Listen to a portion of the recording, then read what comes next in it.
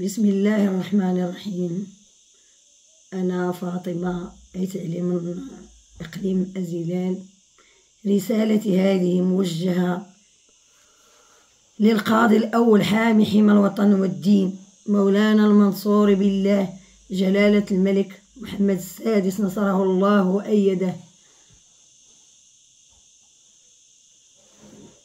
دابا غادي نعاود لكم اشنو وقع ليا.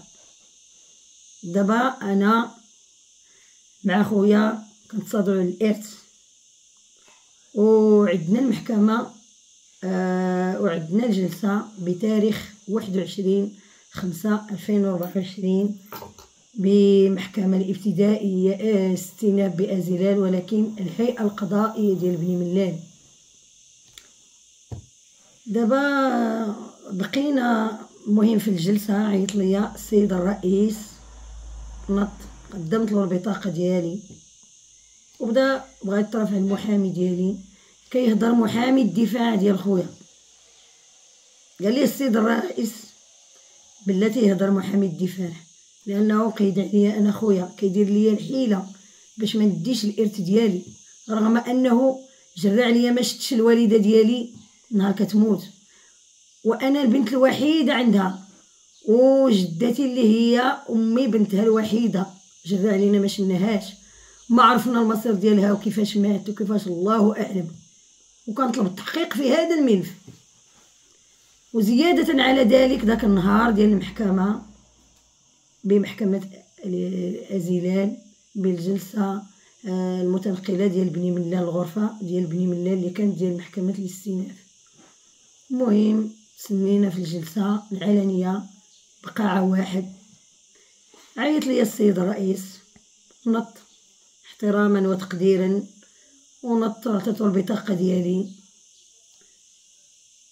قال لي اشنو هادشي؟ قلت له السيد الرئيس الله يجازيكم بخير الساده القضاة المحترمين والسيد ممثل النيابه العامه، قلت له راه هادشي راه كيدير ليا خويا هادشي باش نسمح في حقي، وكيدير ليا الحيل لانه قيد ليا على حانوت، والحانوت مازال على الشياع فيها جدتي. هذا هو المشكل علاش مشينا اصلا، وقيدني انا وولدي باش ما تيدير ليا الحيله باش ما نديش الارث ديالي. المهم ناض محامي الدفاع ديالي، هضر عطاه الرئيس الكلمه وهو محامي ديالو كينقص، قال ليه الرئيس بلاتي هضر المحامي الدفاع ديالي، عطاه الكلمه المحامي الدفاع ديال خويا وبدا كيترافع.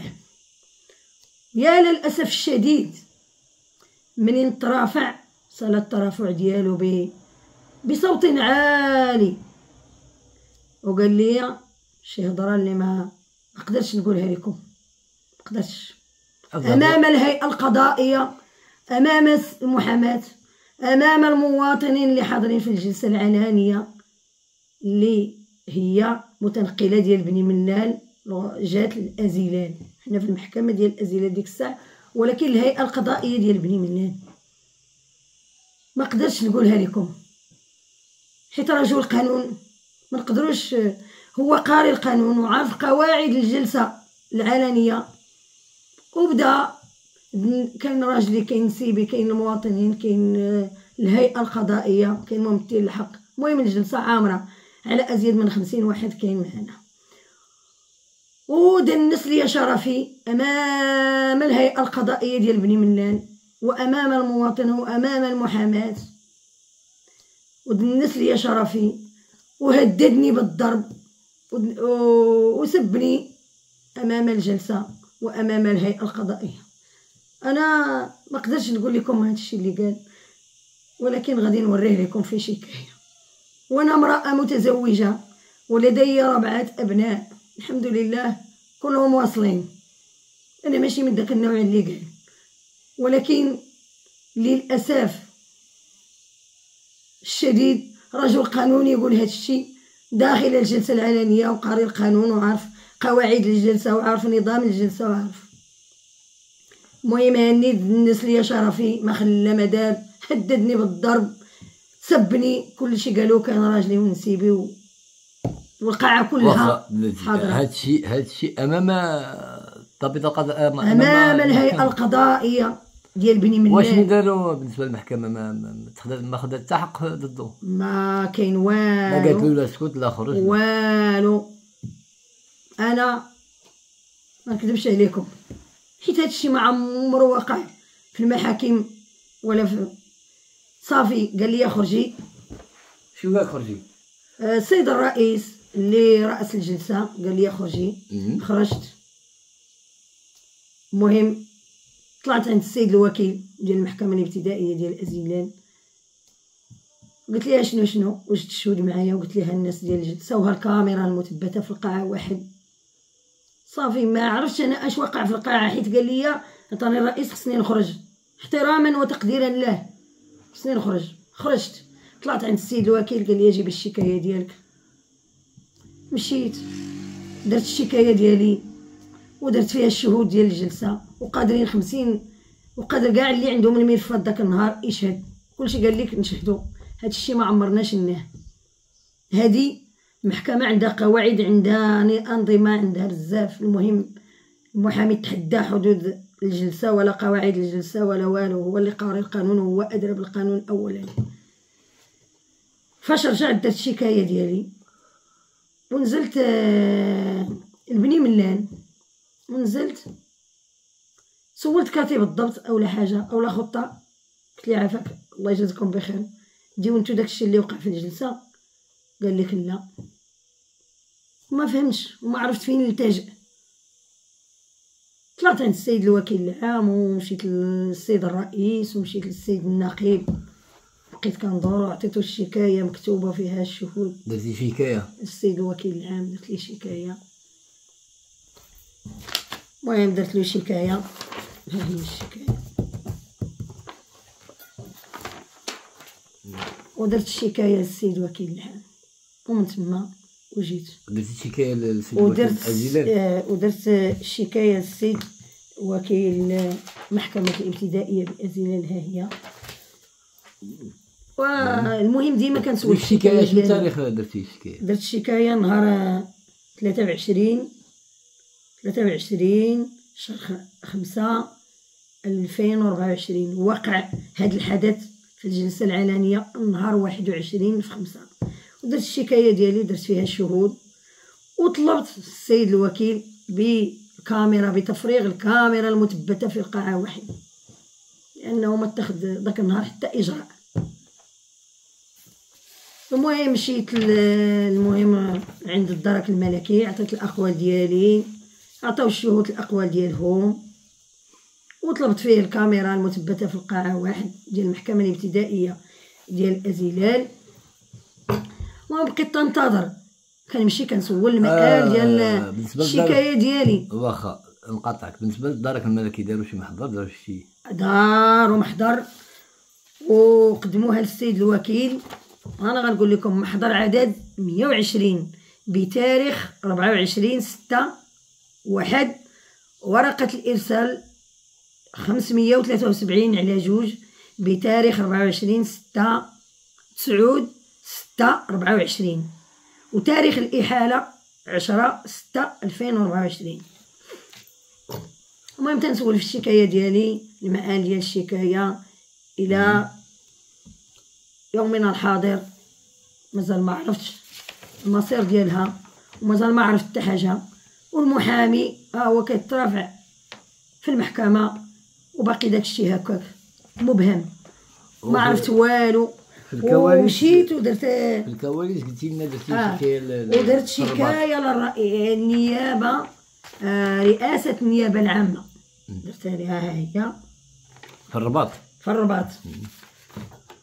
وحالها الاستئناف لبني ملال، الرقم ديالها 29. حالها الاستئناف عند من؟ حالها السيد الوكيل العام ديال بني ملال. الرقم ديالها 29,444 بتاريخ 1/7/2024. والشكاية مسجل عدد الشكاية عدد 8956 المسجلة برئاسة النيابة العامة بالرباط، وحيلت على السيد وكيل العام لمحكمة الاستئناف ببني ملال تحت عدد 29444 بتاريخ 1/7/2024. اي في الايام الاولى ديال هذا الملف كي كانت شو السبب اللي جعلك ديري هذا؟ السبب اللي جعلني ندير هذا الشيء هو ان ما داروا والو، ما تدار والو. كي كانت الامور في الاول نصف شرفي وتهديد بالضرب داخل الهيئة القضائية ديال بني ملال. يعني ما عندي ما ندير، لان السيد رئيس الهيئة القضائية راه حاضرة معنا وتهنت قدامهم ودنس الشرفي قدامهم وتسبيت والتهديد بالضرب قدامهم. يعني ما عرفت فين نلتجئ. لهذا الى حد الساعة الى يومنا الحاضر ما عرفتش المصير ديال الشكاية. في الكواليس قلتي لنا بان السبب الاساسي اللي جعلك تخرجي بهذا المباشر هو اشنو سمعتي البارح؟ اخر مستجدات ديال هذا اخر مستجدات تسد عليا الباب في وجهي. لهذا اليوم كندير هذا الشيء باش يتعاون معايا. بالنسبه لواحد السؤال اخر، بالنسبه للمحامي، يعني نورمالمون غادي يتخذ في حقه او اجراء من طرف النقيب. اشنو النقيب مشيتي عنده؟ مشيت عند النقيب ذاك النهار الاولاني، مشيت عند السيد النقيب ومشيت عندهم كاملين. قال لي السيد النقيب قال لك غناخذ منك شكايه، وديت له شكايه. قال لك لو كان ما كانت راس السيد الوكيل العام والسيد رئيس المحكمه، قال لك راه كنتسنى دابا يعطيوني تقرير او محضر.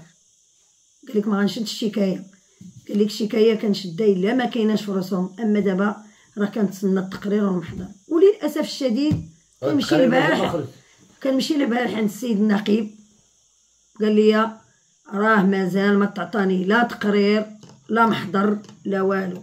قال لك يعني انا ما عندي ما ندير. وعاود مشيتي للمحكمه البارح؟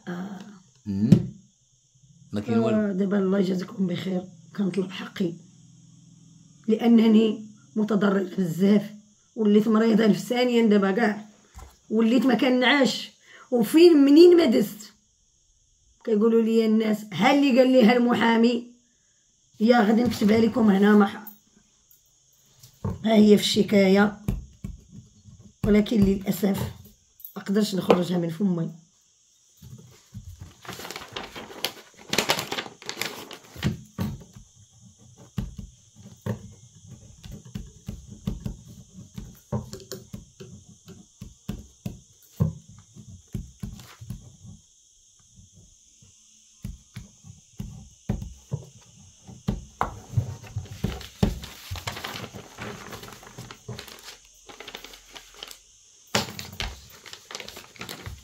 هي اللي قال لي. وانا امراه متزوجه وعندي 4 ابناء والحمد لله كلهم واصلين، ماشي من داك النوع. دابا هنت في شرفي والكرامه ديالي، وكيعيش بنادم من اجل الكرامه والشرف. حيدوا لي المحامي داخل الجلسه العلنيه المنعقده 21/5/2024 بقاعة 1 من المحكمة الابتدائية قدام الهيئة القضائية ديال بني ملال ديال محكمة الاستئناف ببني ملال. اتهمت ودنس ليا شرفي وما قدرتش نزيد، حيت الشرف والكرامة باش عيش بنادم ما بقاتش عندي. وليت غادي في الشارع ويقولوا لي الناس ها اللي قال ليها المحامي هادشي، ها قدام الجلسة العلنية.